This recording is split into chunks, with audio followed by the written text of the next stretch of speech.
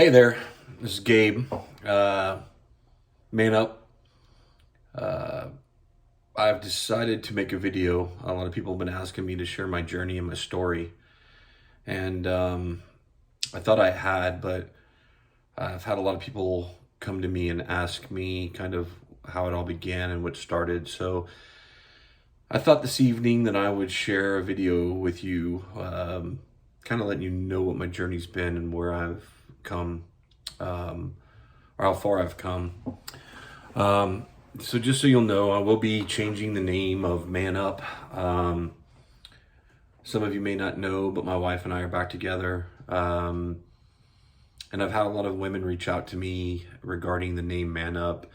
And in light of the fact that I'll be starting a nonprofit for veterans called Sacred Awakenings, we're going to change this podcast to reflect the name change of Sacred Awakenings.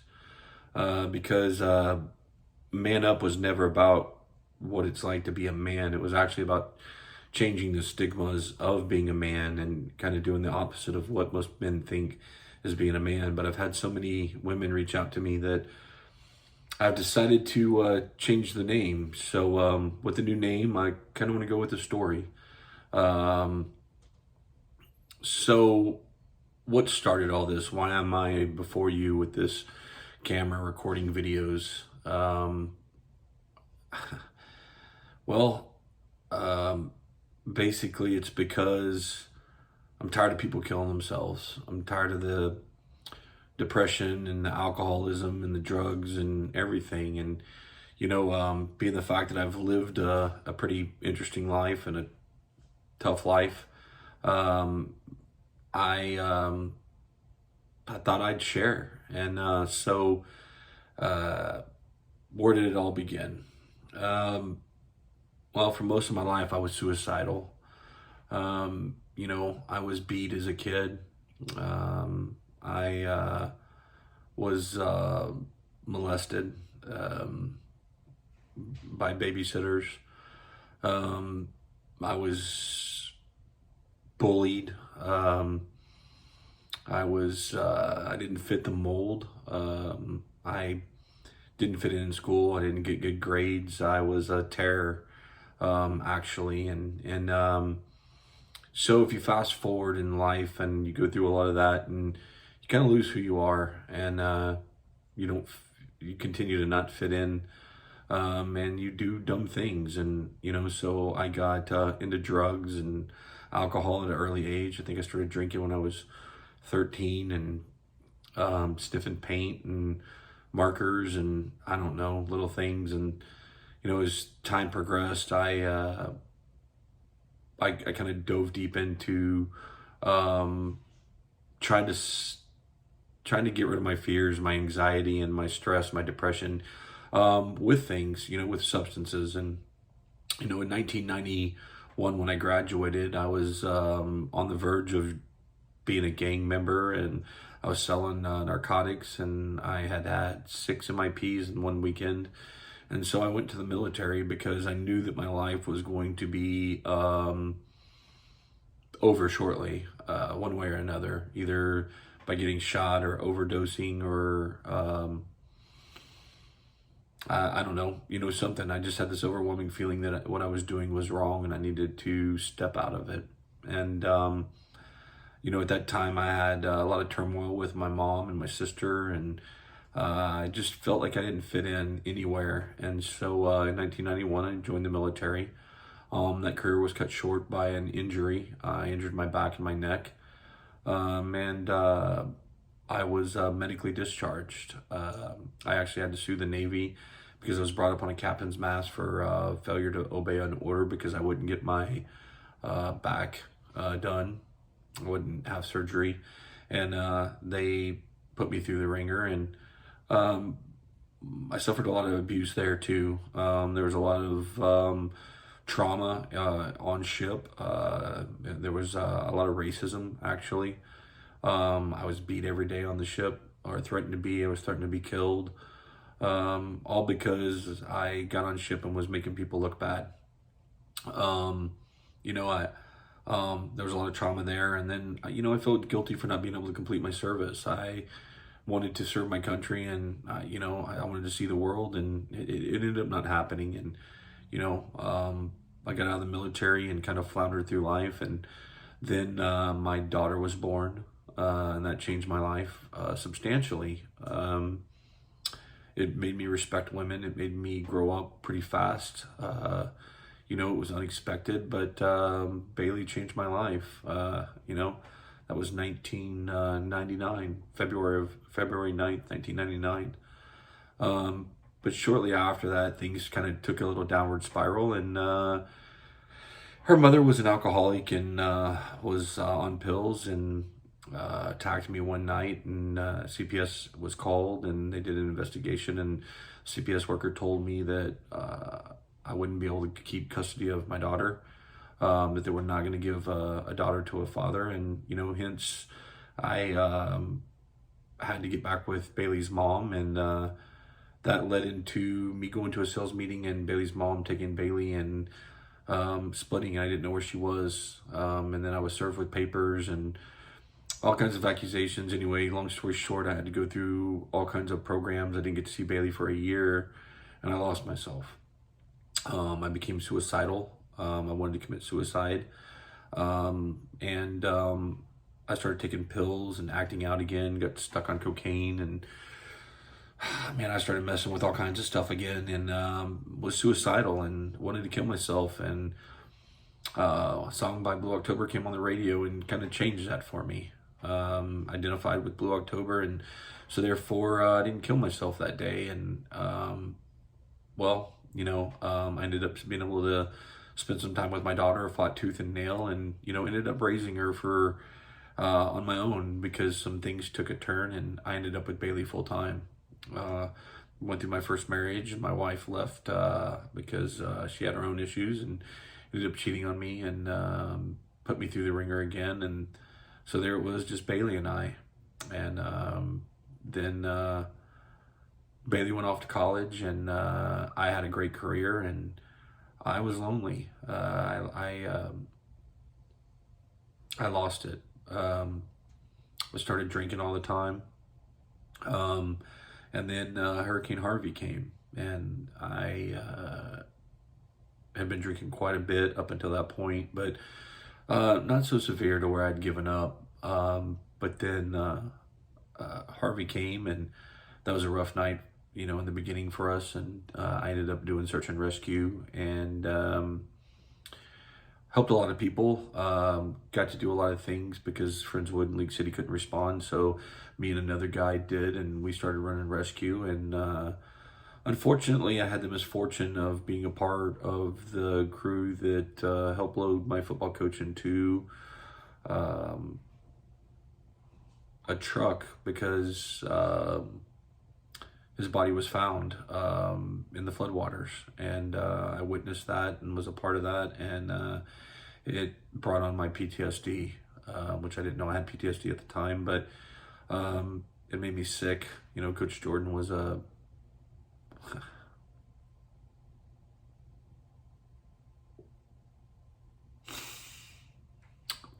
role model.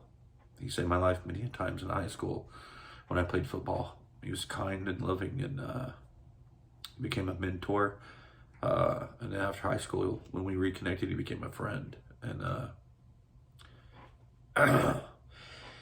it messed me up pretty bad. So I started drinking every day after we found his body. And I didn't stop. I drank every night, up to a handle of vodka a night.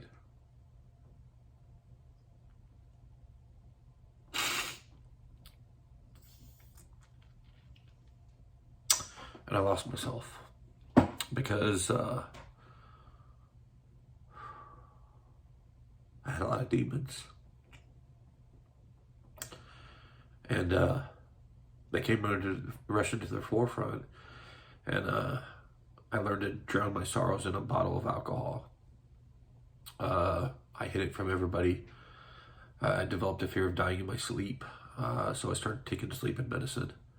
Waking it up in other people's houses, waking it up in ditches, waking up in places I didn't even know. I don't know how I made it home half the nights.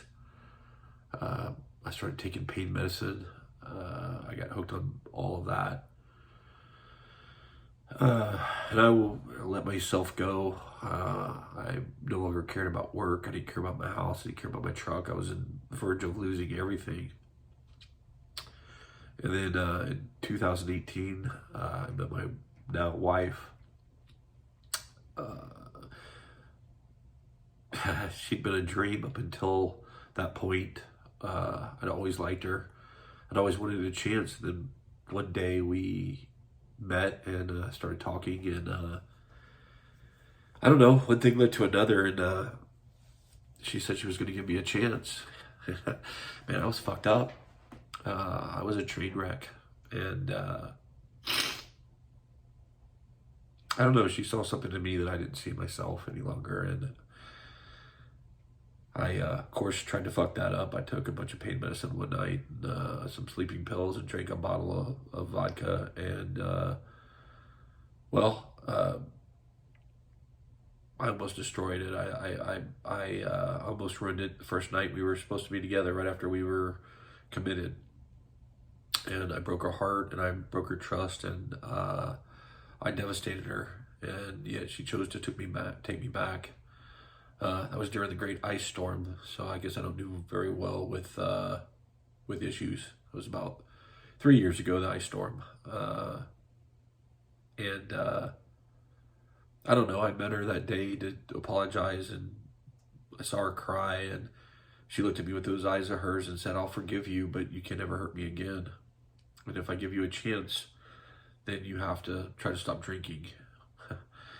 So the next day we went to go talk about my drinking, and we had some mimosas, and that was going to be the last day we drank together. And long story short, I had too much to drink, and I drove home, and I got a DWI.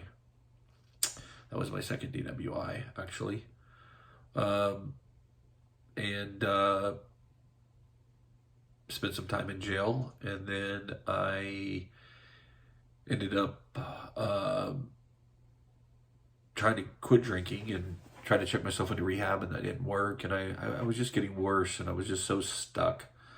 I became suicidal again.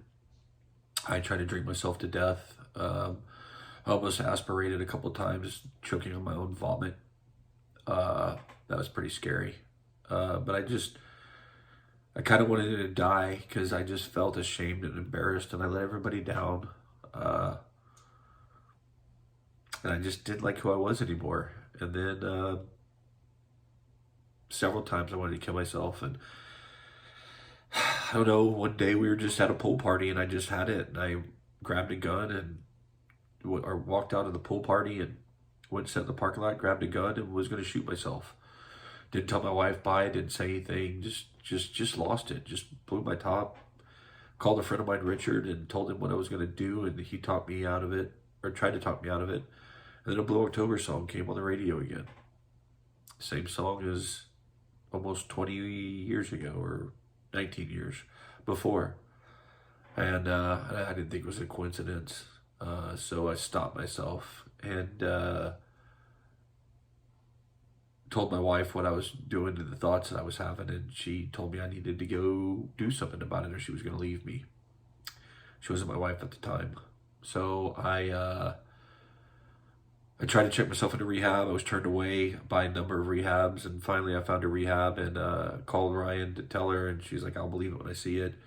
Said, "Meet me at the park," and I tried to tell her, and she got mad at me and said, "I'm done. You've turned into a complete asshole. You're not the guy I married. I told you that I believe in you, and you just don't believe in yourself, and I can't help you." So the next day I checked myself into rehab, and I started trying to become a better person. I really thought I was going to learn to drink again, but what I learned is I was an alcoholic and I would never be able to drink again. And I still felt suicidal. It's not easy looking down the barrel of a gun. It's not easy wanting to kill yourself. It's not easy. It's not easy dealing with the fear and the shame and the hurt and the anger and all the stuff that you deal with and wanting to end your life because the pain that you felt was so bad that you felt you had no other choice. And I don't even know where those thoughts came from. You know, I can't tell you how many times I almost overdosed or almost died in a car wreck, crashed my vehicles, woke up and had complete and total blackouts.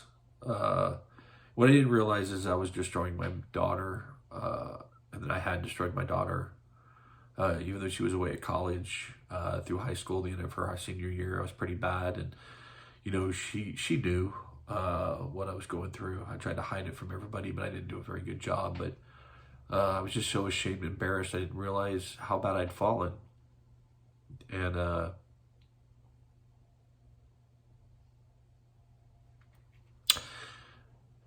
you know, in rehab, I met a lot of people. There were 18 or so of us in the class, and by the time class graduated, I think six people that I was with in that year died, or because of alcoholism or drug addiction or both, or took their lives or whatever. Right after I graduated rehab, 3 more of my friends took their lives or succumbed to their addictions. I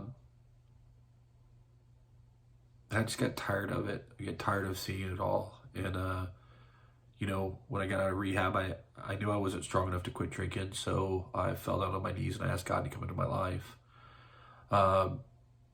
Actually, it didn't go like that. I actually gave him an ultimatum. I fell down on my knees and said, "Hey, motherfucker, here's the deal. I've asked you to come into my life several times. You never have. But why don't you come into my life and show me you're here? Because I don't believe you exist.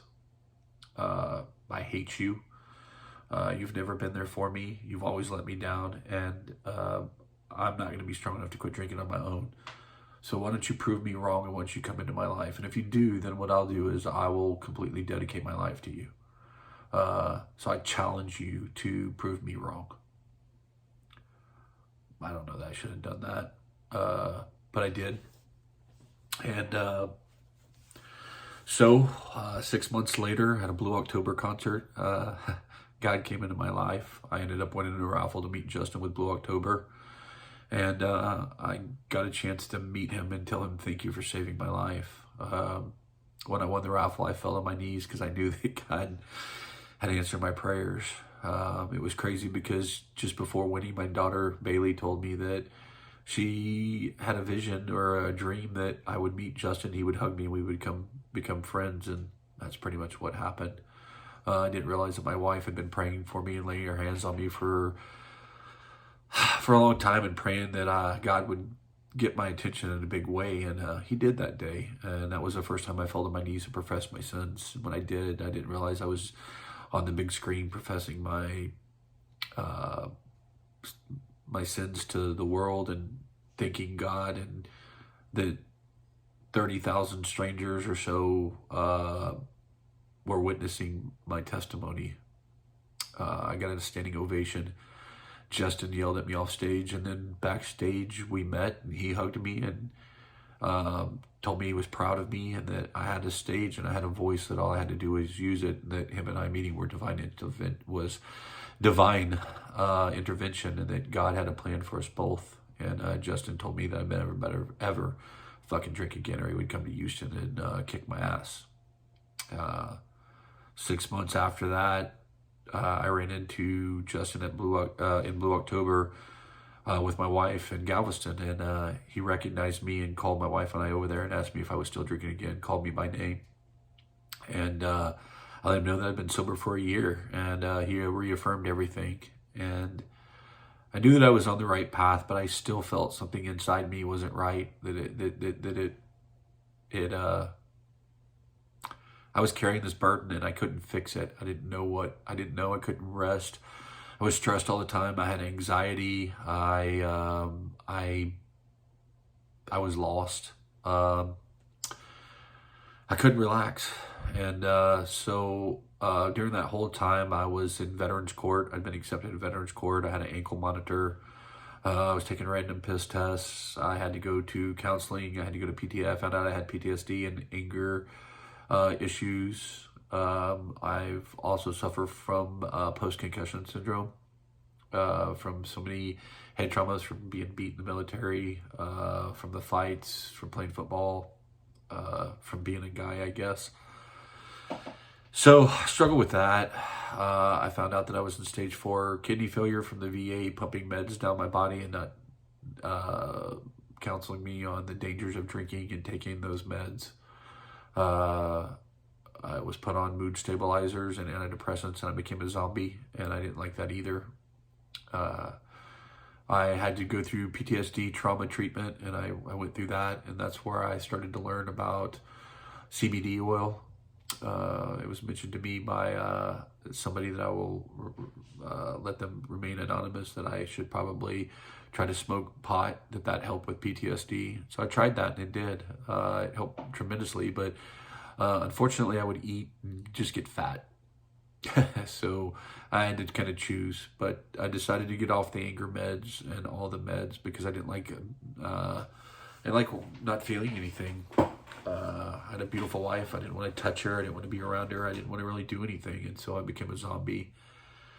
So I got off those, and that was a crazy ride. And I started trying to smoke, and I got into CBD oils, and all that kind of helped. But just the anxiousness and stuff would not subside. I couldn't ever rest. So I pushed through, and I just kind of faked it. And then I didn't do a very good job of that either. I lost myself. I lost touch with my wife, and I don't know. I just wasn't me, and I forgot how to live. Then I went through pause or dry drunk syndrome, and COVID hit, and December 22nd, my wife had enough, so she left me. My daughter was away in Oklahoma, and for the first time in a while, I was left at a house by myself alone. Oddly enough, 3 days before my 2-year anniversary of my sobriety. And I was lost. I was a mess. You know, I'd finally lost my wife and my family, all because I didn't know how to be a person anymore. I didn't know how to be a human. I didn't know what I was fucking doing, honestly. I had all this anger and this rage, and I just didn't know where it came from. And so December 22nd, Ryan leaves, and I was left with myself for the first time, and I decided that I needed to look myself in the mirror and make a change. And so I made a list of all my bad habits and all my good ones, and I focused on the good ones, and I said I was going to change all the bad habits. That time I was 280 pounds. Tonight, as we sit here, April 26th, I've lost 35 pounds.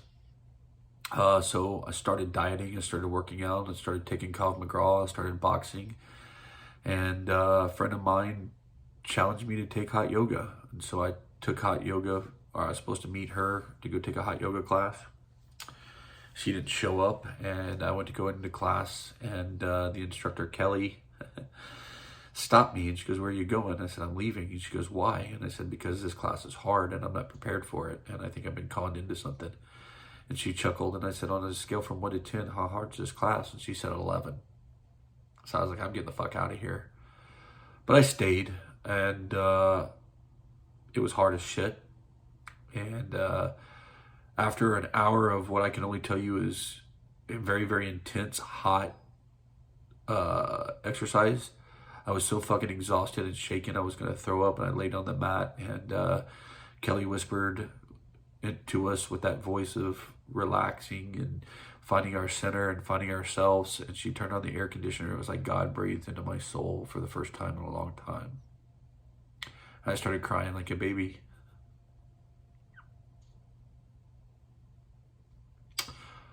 I realized I was still broken,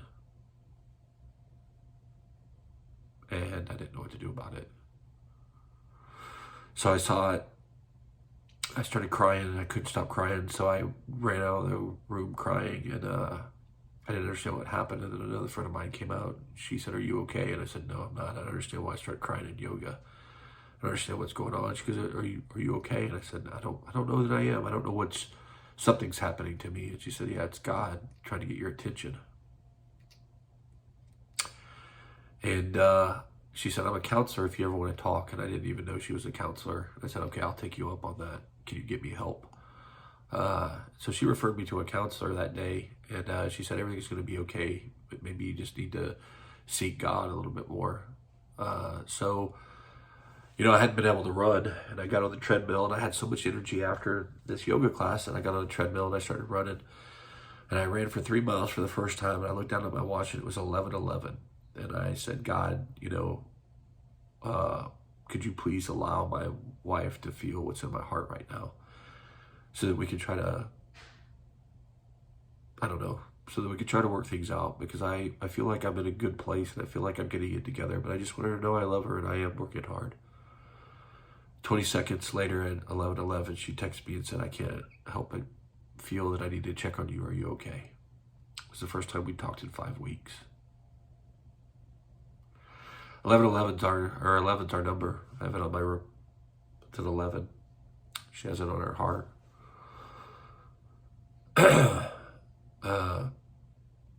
And I knew that God was listening. I knew the universe was listening. I knew that I still had a chance that day.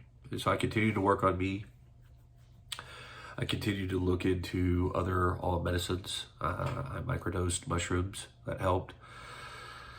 I took ketamine treatment, medically supervised ketamine treatment. I did 6 of those, and I thought I saw God. That helped, but it still didn't fix the rage and the anxiousness and all the stuff. So I kept trying to communicate with my wife, and I don't know, it was like trying to talk to a wall. She just didn't understand where I was coming from. It was really hard. We just couldn't communicate, and I got frustrated, and I had watched a documentary on alternative medicines, and I saw how ayahuasca, Bufo, other sacred medicines had helped fighters and veterans. And oddly enough, I had been running or talking to someone, and I had ran into somebody that actually knew about sacred medicines. And so I called Michelle, and I said, Michelle, I feel I need sacred medicine. I don't know what else to do. I've tried everything. I just want to change. I don't want to be me anymore. She laughed, and she goes, we've been waiting for you. Mother has been calling you for a long time. I didn't know what that meant. But I asked her to take me to a ceremony. And so we started the process. I thought I was going to do an ayahuasca ceremony, but the shaman I spoke with said since I had tried ketamine that he thought that I would have greater impact with what's called the Bufo Ceremony. Those of you that don't know, the Bufo is a toad that the shaman call, and they come to him, and they scrape the toxin off of a frog, and then they pray over it, and then they turn it into a sacred medicine. So March 23rd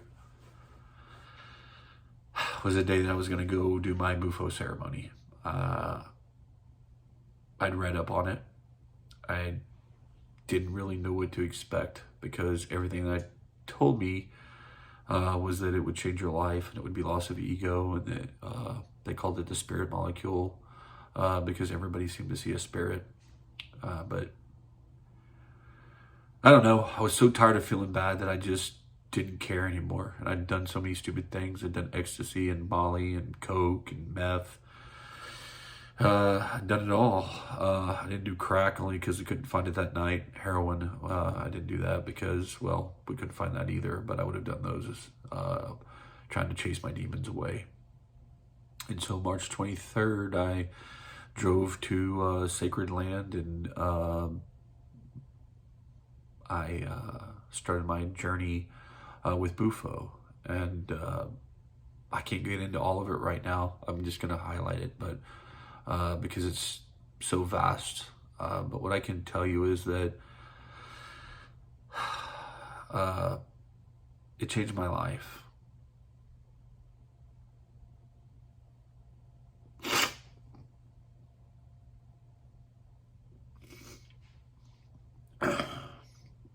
Changed my life.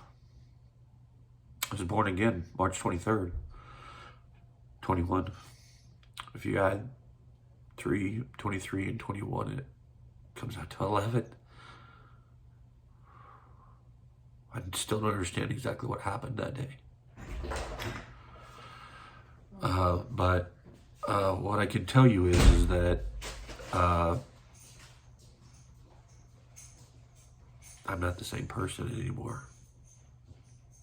I have no fear. I have no anxiety. I have no stress. I don't have PTSD. I don't have any anger. I walk around filled with love.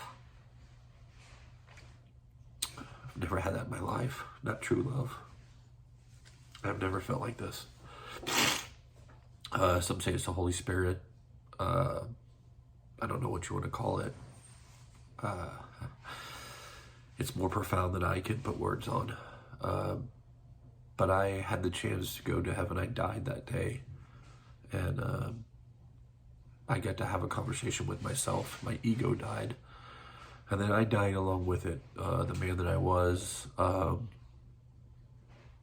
he died that day. I can't explain it. I don't understand it. I'm not going to go into everything that I saw or what happened in there. But I had a chance to go to die and to have a conversation with something greater than myself that told me that I needed to love myself. It walked me through every choice I made in life and told me that there are no mistakes, that everything has been forgiven and all my sins were washed away. When I asked who it was, it said, I have been known by many names. And I said, I don't understand. You're the most beautiful thing I've ever seen, and I feel so much love. And it said, I am you, you are me, we are one. You are love, you are loved. You need to love. And it gave me purpose, and it gave me identity, and it gave me strength, and I was transported back here. And all I can say is that it's amazing. I feel so much love, so much peace, so much understanding. I don't know. I've been asked to share this because it is so amazing, and I really can't put it into words. I have been given a new lease on life. I am trying to love. I know God exists. I am living a life daily devoted to Him. I meditate. I pray 20, 30 times a day. I can't hate. I've tried. I don't really worry about anything. All I know is that every day I live for God, and I was told to share my story, and here it is. I'm happy. I'm truly happy. My wife came back. My daughter moved home. Things are falling into place. I walk in a light that I've never known. And I'm supposed to share. I'm supposed to share that anybody is capable of being powerful enough to change their lives. I'm supposed to tell the world that we're to walk with love, that we're to surrender to God, and that He takes care of pretty much everything else. I wish I could explain what happened. I truly don't understand. There's no words for it, but here I am. I'm letting you in on what's happened to me. I'm going to continue to share my story because a fucking frog saved my life, or a toad. Sacred medicine saved my life. I probably would have killed myself again. I could have seen it. I don't know that I would have been strong enough not to drink if I continued to go down the road that I was, because my demons haunted me so bad. But I don't have any more demons anymore. I don't have any of the stuff that used to weigh me down is not there anymore. I don't worry about a thing. I pray every night. I wake up every morning. I pray. I read. I seek God daily, minutely, hourly. And I just try to be a good person every day. And I try to help everyone. And I try to just love everyone. And I don't know, it seems to be working for me.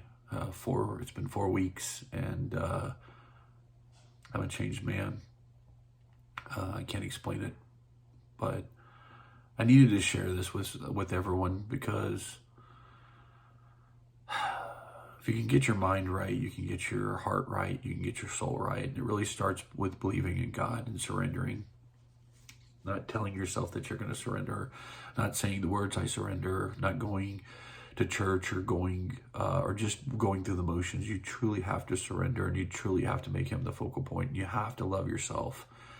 And I don't know. Now that I've done that, everything else is, I don't know. Everything else is just harmony, serenity. You know, they told me to chase serenity, and I never knew what it is. But here I do. I walk in it every day. I can't quit smiling. I can't quit laughing. I feel like, I don't know, I feel this strange energy flowing through me daily, and all I want to do is just do right, and I just want to love, and that's it.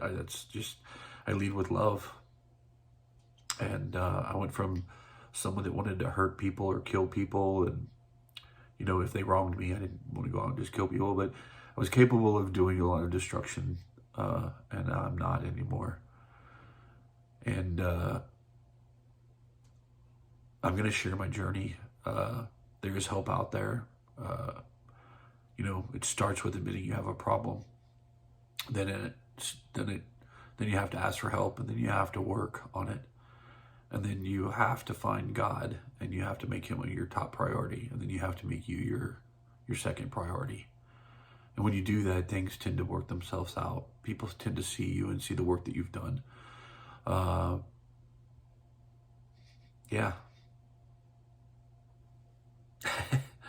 I know it's crazy, but here we are. I will start the process of being a yoga instructor this month. I have no cravings for any drugs, alcohol.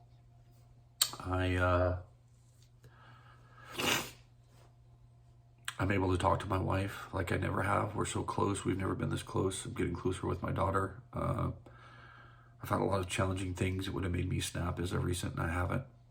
And it's all because of the work that I put in and the ceremony that I did. You know, spirituality there's more to it than just religion. It's a way of life. It's a way of thinking. It's knowing that God is everywhere, and he's in everything and every one of us. And it's loving people even when they don't deserve it. It's forgiving people even when they don't deserve it. It's about treating the earth, treating everyone with love, because the universe is alive, and God is alive, and God's in everything. So here's my testimony. Gabe, I'm no longer broken anymore, and you don't have to be either. Reach out. I'm willing to share my journey. I'm willing to tell you what I've experienced. Doesn't mean that it's right for you. It's been right for me. It's changed my life. It's made me a better person. I'm a better human today than I was 4 weeks ago. I wish I could say that I did it all, but all I did was surrender to God. That's all I did. So, in closing, I love you. There's no need to suffer. Reach out. Take a step. It can be tonight. It can be tomorrow. Just take the step. God does the rest. Bless.